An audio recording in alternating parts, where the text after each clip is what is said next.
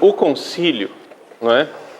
Ele tem uma parte dogmática onde ele pretende continuar ensinando o que a igreja sempre ensinou de formas diferentes, no sentido de que é uma obra mais explicativa, catequética, pastoral, né? Mas tem outros documentos, principalmente os decretos, não é?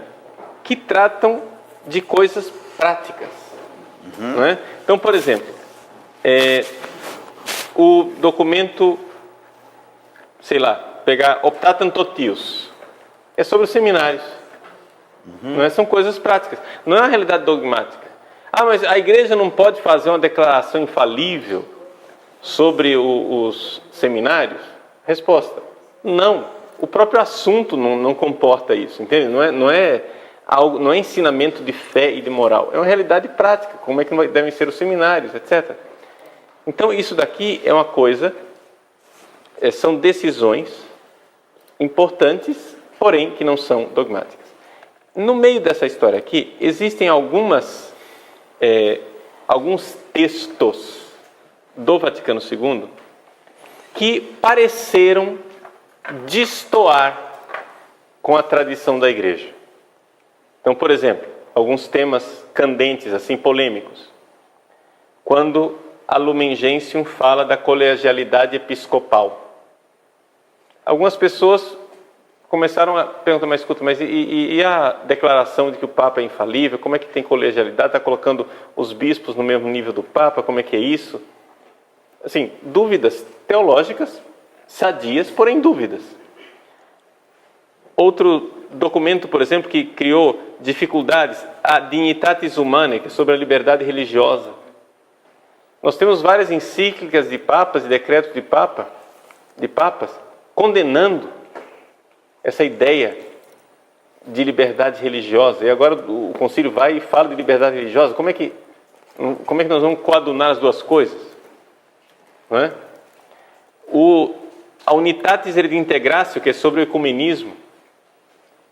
Os papas acharam que o ecumenismo era um despropósito, agora de repente o ecumenismo pode. Como é que é isso? Então, algumas pessoas, depois do concílio, especialmente depois que viram abusos realizados em nome do concílio, porque é interessante isso, né? O concílio levou a fama. Né? O concílio não fez certos abusos, mas levou a fama. Então, algumas pessoas, quando viram certos abusos e voltaram aqui para o texto, dizem, esses abusos aí devem vir desse texto aqui. Então, começaram a colocar um ponto de interrogação em cima do concílio. Desse grupo de pessoas, houve um grupo de sacerdotes e seminaristas, e também fiéis leigos, ao redor de um bispo chamado Marcel Lefebvre. Dom Marcel Lefebvre foi um bispo que teve sérias dificuldades com esses textos do concílio, além de ter uma dificuldade muito grande com a reforma litúrgica que veio depois do concílio, que não é obra do concílio propriamente dita. A reforma litúrgica é de Paulo VI, não é do concílio. O concílio fez a Constituição sobre a liturgia, Sacrosanctum Concilium, mas Paulo VI foi muito além da Sacrosanctum Concilium. Não é? Por exemplo, a Sacrosanctum Concilium, ela diz para dar algum espaço ao português, à língua vernácula, dentro da missa. Paulo VI liberou tudo. Paulo VI foi além daquilo que o concílio tinha colocado. Então, Monsenhor Lefebvre teve essa série de dificuldades. É difícil aqui a gente colocar em poucas palavras um assunto que já dura muitos anos, não é? São 40 anos de história aí. O fato é o seguinte, é que em 88, foi o ápice da crise, Dom Marcel Lefebvre, junto com Dom Antônio Castro Maia, então bispo de Campos dos Goitacazes, aqui no Rio de Janeiro, os dois decidiram fazer a ordenação de bispos, não é? sem mandato pontifício, sem autorização do Papa.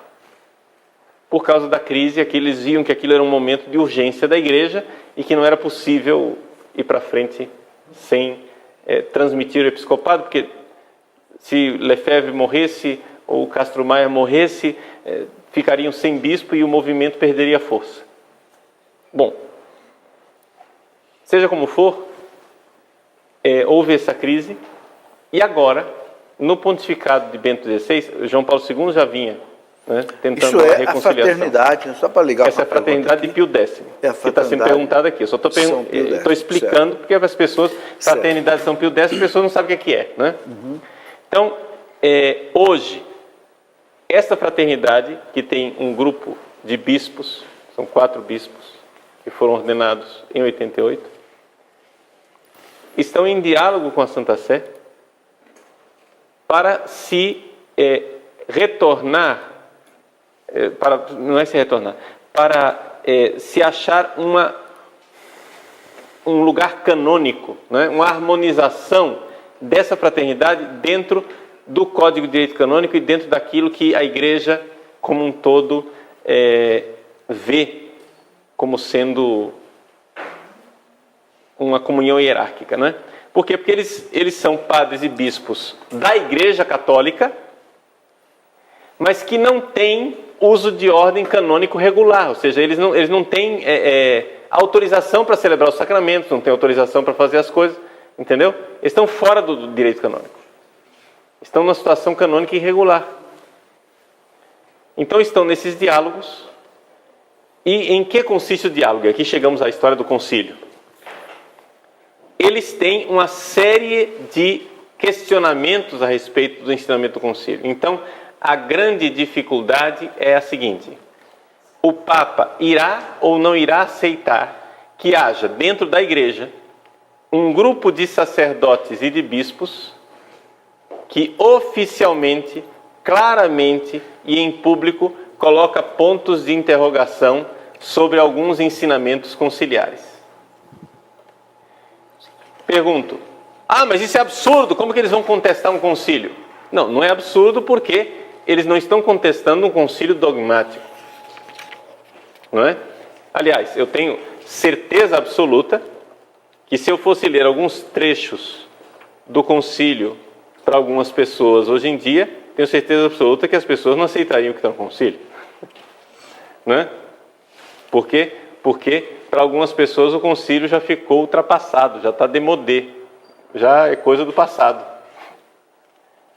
Então, assim, não é que não vai ser uma novidade as pessoas criticarem alguma coisa que está no concílio. Está cheio de gente criticando o concílio dentro da igreja. Mas o problema é que, de uma forma geral, parece que sempre houve um pouco 2 pesos, 2 medidas. Ou seja, se você critica para ser mais avançado, mais progressista, mais na frente, então pode. Mas se você critica para pôr um freio de mão e dizer, pera lá, vocês estão indo longe demais, aí não pode. Então é aí que está um pouco o diálogo. Não é? Com isso eu estou tentando expor a coisa aqui de forma isenta, no sentido que não estou tomando partido. Não estou canonizando a Sociedade de São Pio X, também não estou demonizando. Não é? Eu acho que o Papa irá se pronunciar. Acho que vamos esperar. Agora, Padre Paulo, a gente nota o seguinte: o Papa Bento XVI tem feito todo o possível para que eles voltem à comunhão plena com a Igreja. Tanto é que suspendeu a excomunhão, né? Foi muito criticado, inclusive, por isso, pelo lado mais liberal da Igreja, os chamados progressistas, criticaram muito o Papa, né? Por ter levantado a excomunhão daqueles 4 bispos, né? Mas as últimas informações que a gente tem é que está sendo difícil essa conversa, né? A fraternidade parece que não está aceitando um mínimo necessário para que o Papa diga, bom, vocês vão ser canonicamente, ou não é isso? Veja, o diálogo está indo bem. O que nós sabemos são, assim, indiscrições que aparecem, cartas internas e diálogos entre eles, ou seja, há um momento de tensão interno dentro da própria fraternidade. Me parece que o chefe da fraternidade, o Dom Felé, ele quer a união com Roma, ele vê que o Papa Bento XVI está sendo muito sincero e honesto com eles e ele quer corresponder a esta mão estendida do Santo Padre. O que acontece é que existem pessoas que durante esses anos ficaram tão feridas com uma série de personagens e de atitudes, né, com relação a eles, que os demonizava, que os tratava de forma inóspita, assim, que as pessoas estão com medo que isso seja uma espécie de armadilha, entendeu? Ou seja, estão jogando uma isca para que a gente perca a nossa identidade. Então, agora, é essa Paulo, dificuldade interna Paulo, que eles estão vivendo. Padre Paulo, uma parte das pessoas que tinham rompido com o concílio já voltaram para a igreja.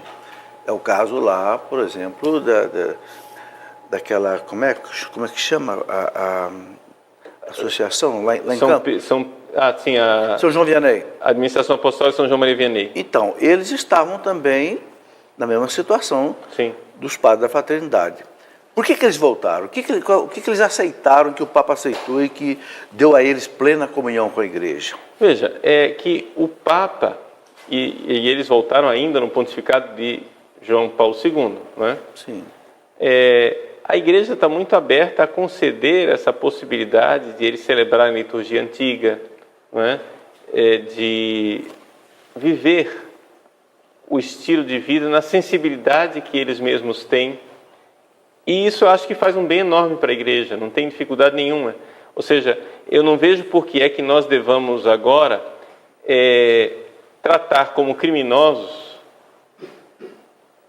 pessoas que querem simplesmente fazer aquilo que a igreja inteira fazia há 60 anos atrás, 70 anos atrás. Entende? Ou seja, não é sério, não é, digamos, decente, né?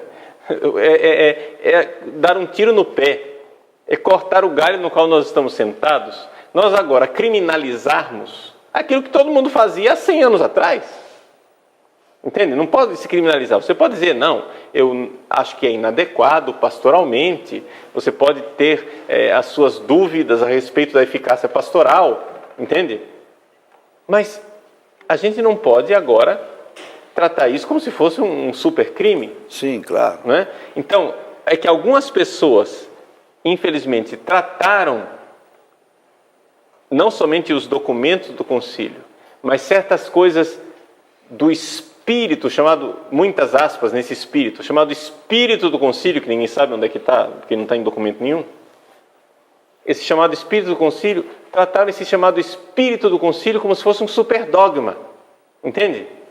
Ou seja, um dogma que teria anulado todos os dogmas anteriores, como se agora o Vaticano II fosse o único concílio e os outros 20 não valessem mais. Isso é impossível, dentro da igreja não é assim. Certo. Não é? Então, nós temos aqui um grupo de pessoas que querem insistir, olha, vamos lembrar dos outros 20 concílios, vamos lembrar daquilo que nós sempre fomos. E eu não estou dizendo que eles sejam imaculados e sem culpa nessa, digamos, nessa dificuldade, nesse atrito com as autoridades da Santa Sé. Não estou dizendo que não sejam sem culpa.